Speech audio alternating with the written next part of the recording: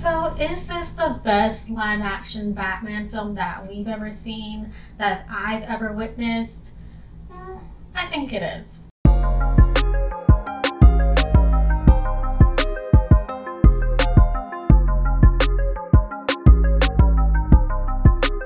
Hi everyone, and welcome back to They Love. I am your host Destiny. I know I have been away for a while. I explained this on my podcast, but I'll just give a quick intro explanation here. I just, went through a whole move, a new job, so it just took a while for me to get into the groove of really recording videos again. And since it took so long, I thought the Batman would be the perfect opportunity for me to come back, have a great return, because I can't wait to talk about this movie. And honestly, I think March will probably be the month of Batman for me, because I've also been watching Gotham. So I'll be covering the Batman and Gotham both here and on my podcast. I have so much I want to talk about, because I want to talk about spoilers. I want to talk about the upcoming TV shows they're going to be doing. I want to talk about what I want to see in a sequel. So I have many ideas. So that's what's going to take up the month of March, I think. So I am back. I am happy to be here because I really want to talk about the Batman. This took me a while to record because I wanted to give myself a chance to see the movie again. I've seen the movie 2 times, once on Thursday and the other time on Sunday. Unfortunately, I couldn't go to the IMAX fan screening, but I did see it in Dolby Cinema, which just has, great sound, great screen. I always love seeing it in Dolby Cinema. Like, Dolby Cinema and IMAX, they're both great in terms of the sound and the visuals and everything. I just really love Dolby because they have recliners. So that's like the extra bonus for me. So that I think if you can, IMAX or Dolby Cinema, depending on where you are. Some people have like 4DX. I don't know what that is, or like laser or something, but see it in the most premium screen you can, because the Batman is just so worth it. But yeah, I want to keep this non-spoiler because I have so many ideas I want to get into for future videos. And also I do know there's some people who still haven't seen the movie, unfortunately, so I just want to keep this no spoilers, initial thoughts. Let's just get into this review, and I'm gonna tell you how much I loved it.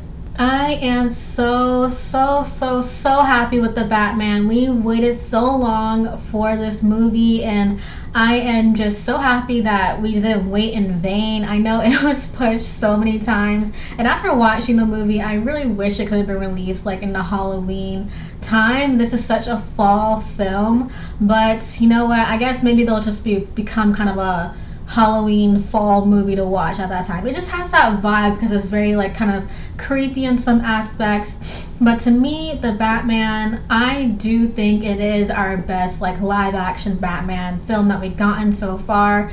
I really think it's just a masterpiece to me. It's just a masterpiece of a comic book movie. I'm just so happy with this film.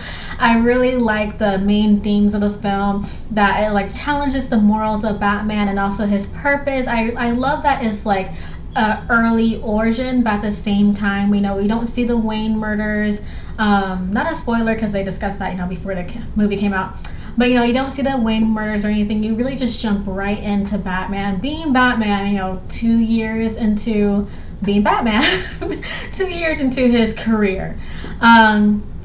So I really enjoy that about the film. I honestly, we will have more origin stories over time, not just from DC, but from Marvel, anything else. I really want more origins like this, where it's not right at the start, but in the beginning of their career. I really enjoyed that. Another thing about the Batman is so cinematic and so epic. Just from the introduction scene to the ending of the film, I really appreciated the amount of work and love that was put into every single frame. The cinematography is so amazing, and it's so weird to say that the film is so beautiful in a way, even though it's taking place in dark, gritty Gotham. And because of the cinematography and because of the story, Gotham becomes its own character in a way, and I just love that. This is my favorite Gotham.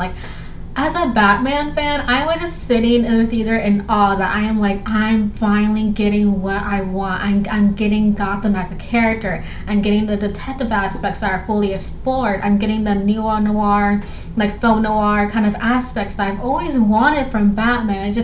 Oh man, it made me feel like I was reading a comic. I was just so ecstatic. I was so happy watching this movie, you guys. And if you're a Batman fan, I think you'll be very happy with it as well. Oh my gosh, I just wow. Honestly, that was my main reaction. I feel like I've seen it twice, but I still am, kind of sitting with it, but I am just still so amazed by what we got here. It's so crazy that I did take notes to make sure that I say what I want to say for this review, like I always do. I know it's been a while, but if you watch my other reviews, I always have my notes to the side. But I'm just gonna keep on going off on ramblings and tangents because there's just so much. But again, as you can tell, I love this movie, my favorite live action Batman film, even though I am an idiot because, slight tangent, not surprising, but I have my, I'm on Letterboxd. I think it's the same handle as my Twitter, They Love Destiny R, I hope it is the same. I'll link it down below. But I always, rank different things that I like. So, of course, I have my live action comic book movies, or not even, I think it's just comic book movies in general, my top 12. And I'm an idiot because I didn't do a Batman ranking before seeing this. So now I feel like I want to do that. Maybe that'll be another video. Even though everyone will know what's going to be number one. But I didn't do a Batman ranking of the movies before seeing this. But, I already know. It's just...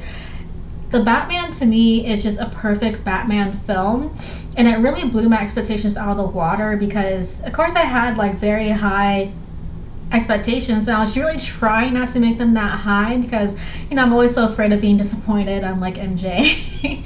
But at the same time, I just think it's so beautiful. Like I said, it blew my expectations out of the water because it gave me everything I wanted and more with lending, like I said, the detective aspects, the film noir, the music is paired so well. Oh my god, the music is still on my mind. I was listening to that, as I was driving home from the movie. So honestly, now I just have to, let me just get into the performances. My notes are honestly everywhere. There's just so much.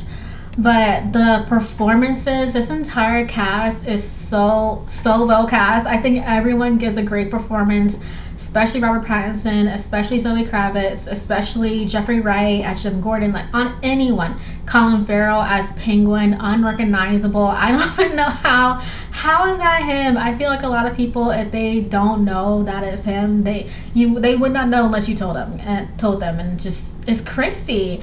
But he did a great job, and he had a kind of funny scene, middle of the movie.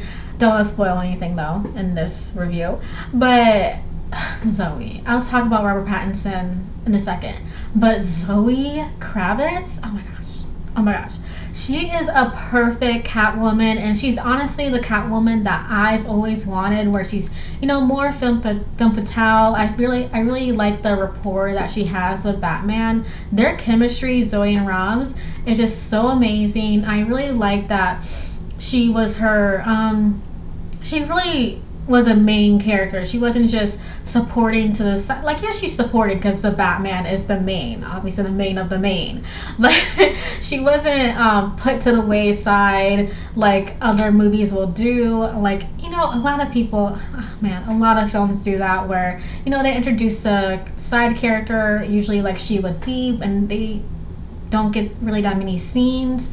But Zoe gets so much time in this film, and I was very impressed with that. I really like how it was emphasized that she plays by her own rules and her own moral code, and how that goes against and contrasts with, Batman's moral code. And like I said, her chemistry, Robert Pattinson, is electrifying. It's crazy. And since I talked about Robert Pattinson already, he's so great. I think the acting that he does just with his eyes alone is just, he communicated everything in the cowl, just looking at different things and the emotions that you would see in his eyes. It's just crazy to me that he could pull that off so well, standing in that, imposing Batman suit, which is a great Batman suit, by the way. I love it. So awesome. But Robert Pattinson, I think he did a really great job. In this movie, he's more in the Batman suit than, and as Bruce Wayne, outside of the suit. But even as Bruce Wayne, I really like portraying that, again, he's an early Bruce Wayne. He doesn't have, the whole playboy persona that we are so used to seeing. But in the same time, I really like what Robert Pattinson did. He's so quiet and has this kind of sadness to him because he, again, hasn't dealt with a lot of trauma that has happened in his life. And I think Robert Pattinson, just something about the way he even moved, he was great. He was perfect. And I love Robert Pattinson, but even again, I have high expectations. I was so nervous to see what he would do in this film, and I think he was just on the money, awesome. And like I said, I really do think that The Batman is just a fantastic, detective noir film, more into the epic category because of the length and what it explores.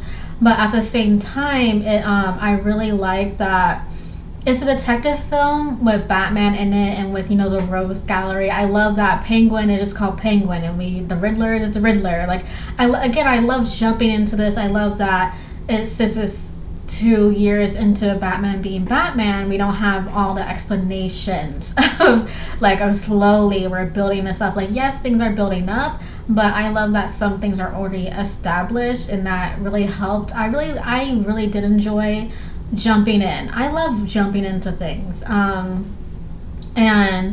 like I said, I do think this is the best version of Gotham I've seen in live action film, because in the Dark Knight movie, I love The Dark Knight. The Dark Knight was my favorite live-action Batman film before this. But at the same time, in the Dark Knight trilogy, Gotham didn't really feel like a distinctive place like it should. It just felt more like Chicago or something. So I really like that this Gotham is Gotham. You can't say oh, it's New York, kind of, or it's Chicago, kind of, oh, it's this other place. It's Gotham. It's very grim, dark, raining all the time somehow, very gothic. I thought it was a perfect Gotham. They introduced all the characters so well. Riddler's introduction, Batman's introduction, Catwoman's. Everyone was introduced to their benefit in the way they did it. And again, I really like, that they embrace this detective aspect of Batman that we haven't really seen explored. And I think you can really follow the mystery really well. Even though I was not ahead of the game, I was 3 steps behind. I was behind everyone, behind Batman. I was trying to see if I could follow the mystery, but not that smart like that. But I think, especially if you rewatch the film, there are things you can catch up on. And this is a very rewatchable film, at least to me. Yes, people say, oh, it's 3 hours long. I don't think it's very slow. I don't think it's slow paced. I think it's perfectly paced. So again, I think it's very rewatchable. I know people who've already seen it 4 different times, 5, 6, 7 even. I saw someone. So it's just, I really, man, I love this film. Love this film. But and again, I don't want to get into too much spoiler territory here, but another thing I do want to say, I did mention that the music is amazing. Again, I can listen to it all the time, but a thing that I do, I don't like to listen to soundtracks before I see the movie, because I want to see how the music is integrated, and what is that scene before I hear it by itself, because that would just, to me, make you appreciate the music more. But I had to listen to the Batman theme, and I listened to all the the Batman, Catwoman, and Riddler themes that they released beforehand. But watching the film actually made me appreciate the Batman theme way more in the way they integrated into the movie. It wasn't just played one time, the beginning or the end. It was throughout the movie. And I did like the theme before. I even loved, the end where it gets, very epic and the big sound at the end.